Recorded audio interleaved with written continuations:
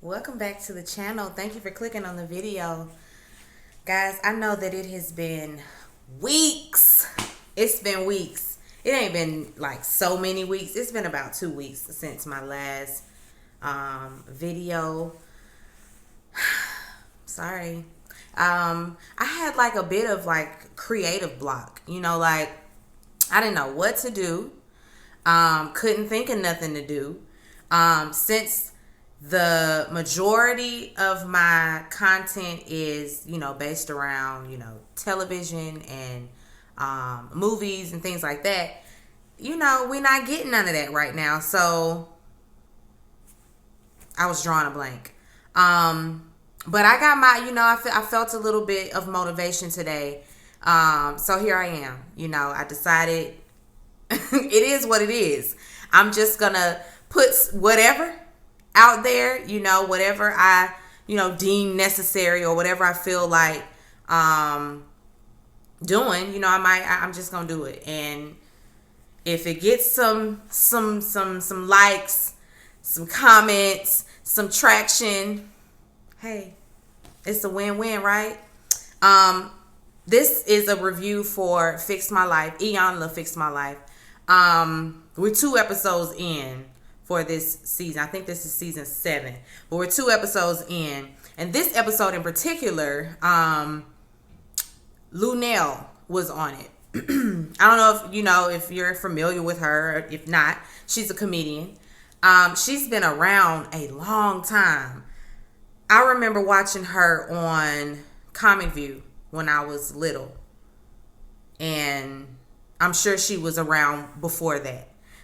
So, actually, she was around before that. I saw her, I saw her on Def Comedy Jam, maybe their first or second season. And I'm going to just plug that. If you just want to take a trip down memory lane, Def Comedy Jam, all the seasons are on Amazon Prime. And it's refreshing to see, our favorites in their prime, when they first started out before they became big household names, like Chris Tucker and Dave Chappelle and Luenell and I'm drawing a blank. But anyway, that's not what we're here. Said all that to say, seeing Luenell in this light, on Fix My Life was different. And, these comedians, they're not always, with the jokes, and they're not always, turned on. Sometimes, most of them have very even keel temperaments, and it's weird. It's like Martin. Martin is somebody that, is a character, on TV and all of that, and he's so funny. And in real life, he's very cool, calm, and collected. Same with Eddie Murphy. They're all very, this is me. I'm cool. I'm cool. I can turn it on and turn it off, but I'm cool. Anyway, let's get into the review. Luenell wrote Iyanla to get onto the show. She and her daughter, they have, and I wouldn't say they have an estranged relationship. They just have a kind of contentious one, I would say. Right off the bat, we see Luenell, she comes in, she and Iyanla meet at a comedy club, and she wanted her to come up with a small little, set for her. So she does, and she does her little set. And even still, right walking in, I was thinking to myself, something is off about Luenell. She seemed very anxious, very uncomfortable, very much, I don't know what this process is. I don't know what to expect. So I'm just going to come in kind of cold, kind of, because she wasn't with all that kikiing with Iyanla. You know how she try to butter you up before she tear you all the way down, or break you all the way down. She was on guard. Some of their issues, however, but the issues between Luenell and her daughter were Luenell, her working schedule, that is, she's always away. She was never around. She ended up leaving the girl in Oakland for years, like I want to say 6 or 7 years before she finally came back, to retrieve her child. She wasn't left with just any old body. She was left with her father and grandmother, but you need your mama. When she talked to Luenell, she wears all of these different masks. She's the potty mouth lady. If you see her, you're gonna you first of all, you see her coming a mile away. Second of all, she is like a caricature. The platinum blonde hair, the long nails, all the gaudy jewelry, the long like her eyes always look like this. Featuring TJ. I know y'all can hear him. But she's a character, and she's had to live up to that throughout the years. And I'm guessing, she started that way in comedy, and so she had to live up to that. She had to be that. My very first memories of Luenell are like dick sucking jokes. She was the queen of those. Like, she was always talking about peen, talking about sex, talking about, all things, potty mouth. That's her.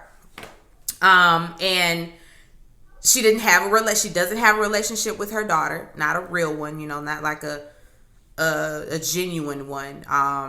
They, I guess get along for the sake of getting along, but there's the emotional tie isn't there. When we talked to her daughter, her daughter's name is Luenell. Her daughter, expressed to Iyanla that she feels like her mother is always leaving. The memory she has of her mother is packing, helping her pack. And she doesn't really like to do it. Gives her mom a hard time about it because, it's like, I'm packing one more time for you to leave me. One more time. Like, you're continuously leaving me. I don't want to pack. I don't want to help you pack because you're just finna leave. And that's understandable. And I'm sure, she even said abandonment, issues, have come about because of this, because of her mom continuously being in and out of her life. She missed her prom. She missed her first dance recital. She's a dancer. She missed her first dance recital. She's missing important things in her life. And even when Luenell has tried to, express to her mom, how she feels, how it feels when she is attacked by her mom, because she can talk to her or try to, be vulnerable, and she's met with, her mama on the attack. And I think that's most, I don't know, let me not say that. I was going to say maybe it's most, like that generation, because their parents had it so hard. They weren't hugged. They weren't told, I love you. Because my mom didn't get hugs growing up from her parents. Her parents weren't affectionate at all. But my mom made sure to hug us and she loved on us. She's very affectionate with us. But she didn't get that. So, most times it is, it just trickles down, from one generation to the next, that, lack of empathy and that, lack of emotion there. Like, people are just cold when it comes to emotion. My father used to hate when I would show emotion. Like, if I'm, passionate about something, or, there's, we're having a family disagreement or family discussion about something, I'm gonna more than likely, I'm gonna be loud and I'm gonna cry midway through it, because that's just how my emotions go. That's just how I feel what I feel. And my dad hates it. He's always like, here we go. My brother too, here come the tears. You're so emotional. You're so emotional. And it's like, I know you're going to let me be emotional. I know you're going to let me feel what I'm feeling. Thank you. And that's exactly what Luenell needs and wants from her mom. It's like, I'm not coming to you with my, I'm not coming and being vulnerable and, bearing my heart on my sleeve and all of that just for you to turn around and attack me because you don't like what I'm saying. or you don't want to accept or receive what I'm saying. And so, Iyanla, told Luenell, listen, baby girl, today you gonna get a chance to tell your mama exactly what you want to say. I'm gonna give you a little hall pass, and feel free to go in on your mama, because this is not mother and daughter. This is grown woman to grown woman. And I think her daughter was 24. But she got that opportunity. She sat down and she expressed herself and told her mom everything. Before this, though, Luenell, because she got control issues, she don't know the process, like I said before, that makes her uneasy. And so they have her sitting in this guest room, and she's like, somebody come get me up out of here. I'm about to break a window. Like, I feel like I'm being kidnapped. Because they did just have her ducked off in the guest room, lights off, all of that. We'll be back to get you in a minute. I probably would have been like, are we going to wrap this up? Like, when is it my turn to slide in? Because I've been in here 2 hours just sitting. Hand me my phone or something. Don't just have me sitting. So I was with you, Luenell. I was with you. They finally, they was like, okay, let's get her on in there, because she complaining. So, they bring her in, and her daughter is able to express herself, and she lets it all out, gets it all out on the table, and Luenell sits there and receives it. And then it's her turn, to give her experiences, with her daughter, and, explain herself a little bit. And she does. She ends up admitting the fact that she made sure to put everything she made sure to put her daughter above everything else except for work. She would never put her child above work, and that's where the breakdown happens. I think, we always have this discussion when it comes to stay-at-home moms and working moms, and how most stay-at-home moms, like I'm a stay-at-home mom. You see what I'm doing. I got to do something besides, picking up and folding clothes, washing dishes, paying the bills, running errands for the household. I want to do something else outside of that. And so this is why we got all of this going. This is why we got a full production, because I have to do something with my time. And money starts to roll in, then it's an even better situation, for my family. But the working mom is usually gonna experience mom guilt. She's gonna feel like, why can't I have it all? You can't have it all. I'm here to tell you, you can't have it all. If you're gonna be the career-driven mother, that's you, sis. You can't do both. You're not going to be able to be as hands-on with your children as you would like, because you're working. And so you have to make that decision within yourself. Okay, where do my priorities lie? And, what's important to me? Is my career more important than, being in my children's life? And not to say you're not in their lives, but you're going to miss stuff, unless you prioritize your time. Because it's all about time management. And Luenell could have very well been back and forth to see her baby, instead of just leaving her for almost 10 years, with her dad, and then popping back in her life like, oh, I want to be mom now. You got to listen to me. Of course that girl going to be like, girl, we got catching up to do. I don't even know you. And you don't even know me.